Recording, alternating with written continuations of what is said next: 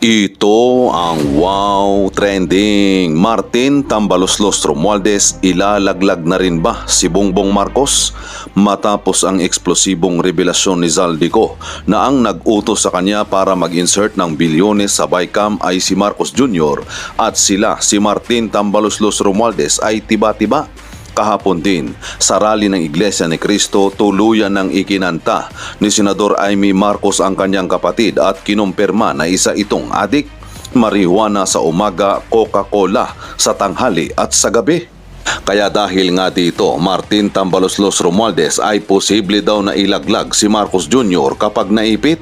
Hindi isinara ni dating Chief Presidential Legal Counsel Attorney Salvador Panelo ang posibleng ilaglag ni dating House Speaker Martin Tambaloslos Romualdez ang mismong pinsan niya, si Pangulong Ferdinand Bongbong Marcos Jr. kapag lalo pang uminit ang investigasyon sa 100 bilyong flood control projects at budget insertion na skandalo. Sa panayam kay Attorney Karen Jimino sa At the Forefront, sinabi ni Panelo na malinaw na nasa survival mode na ang lahat ng mga sangkot. Sa tingin ko, survival mode lahat na yan Matuturuan lahat ng mga yan. Dagdag pa niya, kung maipit si Romualdez, may posibilidad na patotohanan nito ang mga aligasyon ni Zaldico laban sa magpinsan. At kung gagawin niya yan, tapos na ang boxing, game over na. At bakit daw hindi ito mangyayari? Survival mode na nga, diba? Pag namatay ka na, manghihila ka na. Ibinahagi rin ni Panelo ang kwento raw ni Mandaluyong Mayor Minchi Abalos tungkol sa galit ng publiko sa gobyerno matapos ang sunod-sunod na kontrobersya. Alam mo, nung wake ng kapatid ko, dumating si Mayor Minchi Abalos and she was telling us, Tito Sal, galit sa amin ang mga tao. Kahit wala namang kinalaman dyan, galit sa amin. Lahat kami, galit sa gobyerno, kasama kami. Ayon kay Panelo, ramdam na ramdam niya. Kahit saan, wherever you go, pinag-uusapan ito na tigilan na. Palitan na ang gobyerno para sa lahat ng ganoon. Buwelta pa nga ng mga netizens sa comment section na mangyayari talaga yan. Example, si Zaldico, kapartido nila yan pero pwede naman siya ng iba magdawit ng pangalan para ligtas yung kasamahan na pero iba ang ginawa niya. Yung mga kasamahan niya ang nilaglag dahil alam niya na iipitin siya. Mangyayari din yan kay Tambaloslos pag sinama sa kaso, alam na ano ang mangyayari dyan. Kaya ngayon hindi nila sinampahan para ligtas pa ang amo nila. Sa huli, ganyan ang nangyayari sa tropa ng mga kawatan, onsihan, laglagan, minsan pa nga nagpapatayan, 99% ganyan ang lalabasan. Kinakarma na ang mga swapang, nag-away-away na ang dating magkakampi. Yan ang nangyayari sa mga taong naninira sa kapwa na wala namang ginagawang masama. Ngayon kagabi po, sa pagtitipon ng Iglesia ni Cristo at nasaksihan ng buong sambayanan, ng buong bansa, ng mga mamamayang Pilipino, milyon-milyon ang nakarinig sa isa na namang explosive bombshell revelations na noon pa man pinaniniwalaan na ng mga mamamayan na totoo. Subalit kagabi po ay kinumpirma na mismo ni Senator Amy Marcos ang pagiging adik ng kanyang kapatid na si Bongbong Marcos Jr.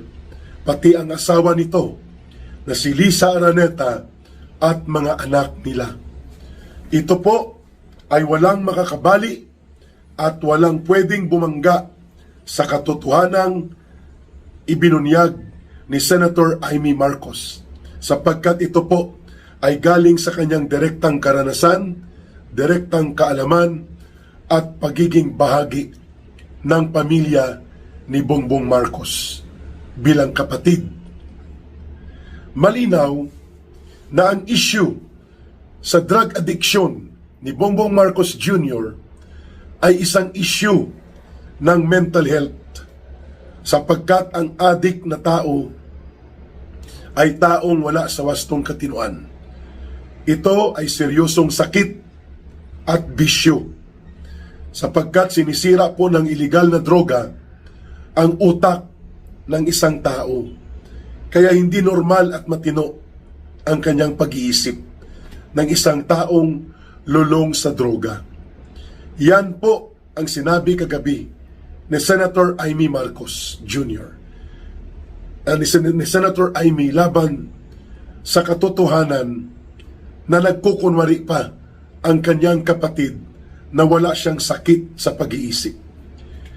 Ang drogista o ang lulong sa droga ay isang tao na may malubhang sakit sa pag-iisip, sapagkat apektado po nito ang proseso ng decision making, ang proseso kung paano niya tingnan ang mga bagay-bagay, kung paano niya gamitin ang kanyang kapangyarihan at paano niya gawin ang kanyang responsibilidad bilang presidente. Mahalaga po ang mental health ng isang presidente, sapagkat pinamumunuan niya ang buong gobyerno at ang buong bansa. Siya po ang Commander-in-Chief ng buong Armed Forces of the Philippines. Si Marcos po ang pinuno ng buong Philippine National Police. At ang buong gobyerno, siya po ang pinakapinuno nito.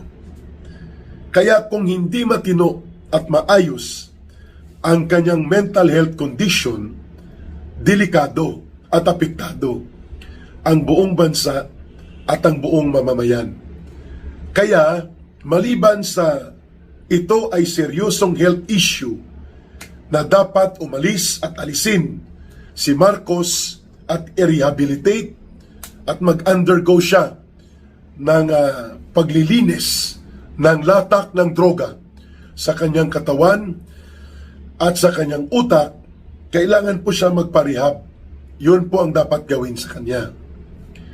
Aside from that, na ang matagal na panahon o chronic drug addiction ni Marcos ay isang mental health issue na seryosong nakakaapekto sa kanyang pananatili bilang presidente. Ito po ay isang issue ng constitutional at national security concern para sa buong bansa. Bakit constitutional? Sapagkat ang pagiging drug addict at pag-abuso sa iligal na droga ay isang criminal act under the Dangerous Act Prevention. Ibig sabihin po, sa batas, hindi lamang sa saligang batas, which requires that the President must have moral integrity and must obey and follow the rule of law at dapat mabuhay ng naaayon sa batas, ay paglabag din po ito sa specific law on the Dangerous Drugs Protection Act and Prevention. At ito ay isang kriminal na gawain. Ang pagiging lulong sa droga at pagdodurog ni Marcos ng kanyang asawa at ng kanilang mga anak, the way these revelations were presented by Senator Amy Marcos kagabi doon sa Quirino Grandstand, ay isang seryosong aligasyon ng gawaing kriminal ng kanyang kapatid na presidente at ng pamilya mismo ni Bongbong Marcos. Pangalawa, ito ay constitutional sapagkat ang pagiging adik at paglilihim, at hindi pagkilala sa tamang proseso ng mga batas at kapangyarihan at otoridad na ikaw dapat ay sumunod sa batas, ay isang issue ng constitutional question of betrayal of public trust and culpable violation of the Constitution kung ang presidente mismo ay nagdudurog at involved at gumagamit at nag-aabuso ng illegal na droga. When the president violates the law and commits criminal acts, the way siya po ay ipinipresenta ng kanyang kapatid na matagal nang lulong sa drug addiction at matagal nang nai-involve sa paggamit ng illegal na droga, at ngayon sumasambulat din itong iskandalo ng pandarambong na ginawa ni Marcos Jr., these are serious criminal acts that are violative of his oath of office as president. Kaya ito po ay constitutional issue. At the same time, hindi pwede maging commander-in-chief ng Armed Forces of the Philippines at ng Philippine National Police ang isang adik na presidente. Hindi po pwede yun. Bawal yan sa batas. At kaya nga dapat siyang tanggalin. Kung hindi siya magre-resign, pwede po siyang arestuhin. With direct witnesses, hindi lamang si Senator Amy Marcos, marami pa po ang nagpapatotoo na si Bongbong Marcos Jr. ay nagdudurog. Sila katibinan, nakikita po niya ito kung papaano gumamit ng droga. Sila Lisa at mga barkada nila ni Marcos Jr. And even ang testimonya ni Agent Morales na si Marcos ang nakalagay doon sa targeted drug operations na hindi lang natuloy ng Philippine Drug Enforcement Agency o PDEA. So ito ay isang constitutional at the same time isang issue sa pangkalusugan at public interest ng tao na hindi pwede manatili bilang Pangulo ang isang lulong sa droga na uri ng presidente. Pangalawa o pangatlo, ang pagiging adik ni Marcos ay may malaking implikasyon sa ating national security. Kaya, sapagkat ito po si Marcos bilang Commander-in-Chief ang namumuno o may otoridad sa pag-mobilize, pag-deploy ng sandatahang lakas. At pwede siyang gumawa ng mga hakbang na hindi naaayon sa tamang interes ng mamamayan at sa pambansang seguridad, kagaya ng kanyang ginagawa na digma-digmaan at tapang-tapangan at kiskisan sa bansang China na pwedeng ikapahamak at magiging resulta ng digmaan na hindi nararapat mangyari, na ikapapahamak at ikamamatay ng mamamayang Pilipino. Kaya national security issue po ito. Kung ang presidente drug addict, wala sa wastong katinuan ang pag-iisip at siya ay may control at otoridad over the armed forces of the Philippines and the Philippine National Police, aba, pwede pong gamitin niya ito at magdesisyon ng ikapapahamak ng buong mamamayan at ng buong bansa. Kaya, ang Armed Forces of the Philippines at ang Philippine National Police ay obligado po na ipasiguro na protektado ang mamamayang Pilipino at ang Republika ng Pilipinas. At hindi pwede na pababayaan natin ang ating mga kababayan sa isang drug addict na presidente na gumawa ng desisyon. Again, this is a serious national security issue. This is a serious constitutional crisis. On the part of the government, hahayaan ba natin na mananatili bilang presidente ang isang drug addict kagaya ni Bongbong Marcos, lulong sa droga, nag-aabuso ng droga, gumagamit ng illegal na droga, at ito ay isang akto o gawaing kriminal? Hindi pwede po yan. Kung ang ordinaryong mamamayan ay hinuhuli kapag lumabag sa batas, kagaya ng pagdudurog sa droga, pagbebenta ng droga, paggamit ng droga, hinuhuli ka, kinakasuhan ka, at ikinukulong ka. Yan ay dapat gawin din kay Marcos. Dahil kung presidente siya at ginawa niya ang opisina ng Office of the President na bilang kanlungan ng mga gawaing kriminal, all the more na dapat siyang tanggalin sa pagkapangulo, kasuhan at arestuhin. Kasi hindi pwede na ang batas ay selective. Ang batas ay para sa lahat, including ang presidente. Lalo na ang presidente. Ibig sabihin, the Dangerous Drugs Act na isang kasong kriminal at iba pang related crimes, kung ipinapatupad ito sa mga ordinaryong mamamayan, walang dahilan na hindi ito dapat ipatupad laban sa presidente na nagdudurog at gumagamit ng iligal na droga at pwedeng ikapahamak ng buong bansa at ng buong mamamayan. Diyan na papasok ang panawagan ngayon ng taong bayan sa Armed Forces of the Philippines that they should be the protector of the state and the people. With the current situation right now na kinakaharap ni Marcos, iskandalo ng korupsyon, pagnanakaw, pandarambong at ngayon, paggamit at pagkalulong sa iligal na droga, hindi pwedeng manatili na walang gagawin at neutral ang AFP kung lantaran po ang pagiging kriminal ng presidente.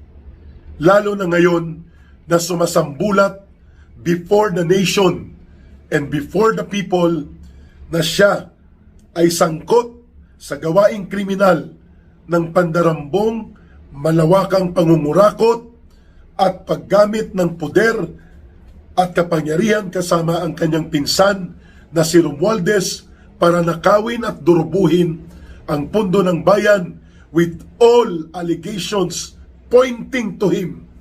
Testimonya, revelations at mga pahayag. At ngayon, matindi itong pagkakabunyag na kung bakit wala sa katinuan, walang direksyong matama at matuwid at delikado ang mga ginagawang hakbang ni Marcos at puro kabulastugan at katarantaduhan ang mga desisyon na ginagawa niya sapagkat wala po siya sa wastong katinuan ng kanyang pag-iisip dahil siya ay isang drug addict. Yan ang mga issue at kahalagahan ng pinasambulat na katotohanan ni Senator Amy Marcos kagabi. We are waiting for the people to act. Kung hindi po kikilos ang Armed Forces of the Philippines, ang Presidential Security Command, at ang Philippine National Police na magtulong-tulong na aristuhin, kasuhan, ikulong, at mapapanagot si Marcos, taong bayan po ang kikilos. At hindi po ninyo masisisi, hindi nila masisisi ang taong bayan kung maninindigan na dapat ibangon ang dangal ng ating bayan, ituwid at itama ang mga nangyayari sa gobyerno at magbago ang pamunuan so that the issues of corruption and plunder, among other issues of abuses in the government against the people, must be addressed. Yan po ang nararapat na gawin. Si Marcos bilang drug addict ay hindi nararapat na manatili sa poder.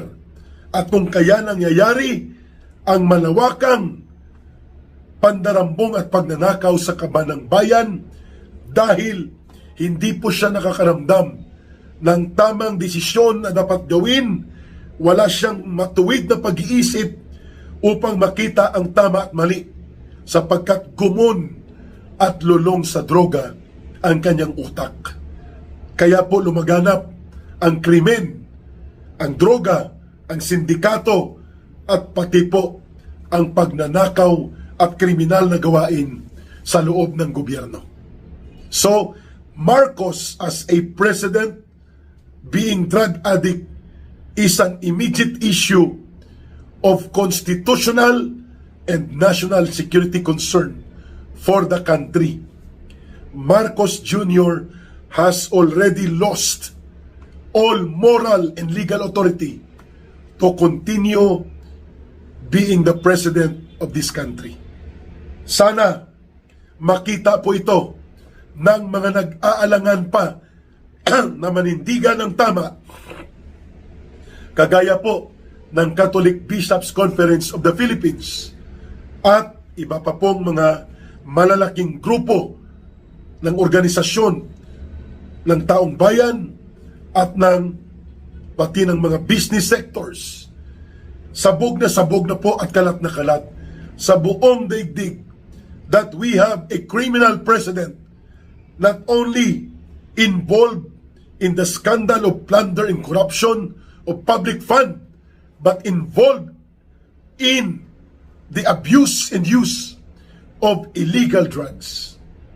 Hindi pa ba sapat yun para ibangon natin ang ating dangal bilang mamamayang Pilipino by demanding collectively on the immediate resignation of Marcos or the immediate removal of Marcos by the support of the Armed Forces of the Philippines and the Philippine National Police, so that the constitutional line of succession and the legal framework na inilalahad at inilalatag ng saligang batas ay mamamayani at mangibabaw to restore order and to restore the constitutional authority in government, especially sa office of the President, and also to redeem our country and our people. Mamaya po, mga 3:00 ng hapon, ay muling kikilos ang taong bayan dito sa paligid ng Metro Manila at magkikita po dyan another round sa EDSA People Power Monument near Camp Aguinaldo. Antabayanan po ninyo ang pagbabalik ng mga updates mula kay Ka Eric. Maraming salamat sa inyong pagsuporta at pagtangkilik sa ating mga advocacy at nagbubunga na po ang ating pagsisikap na magiging malinis at matapat ang gobyerno na umiiral sa ating bayan. Pasensya na po kayo at hirap na hirap pa rin po si Ka Eric na magsalita. Ang importante po, nakakapagpahayag tayo ng tamang paninindigan. Mahalin natin ang bansang Pilipinas. Walang ibang magmamahal po nito kundi tayo ring mga Pilipino. Para sa Diyos at sa Pilipinas nating mahal, mabuhay ang sambayan ng Pilipino. May God bless everyone, and may Allah will be with those who are Muslim brothers and sisters. God save the Philippines. God save the Filipino people. Bye for now. Mabuhay.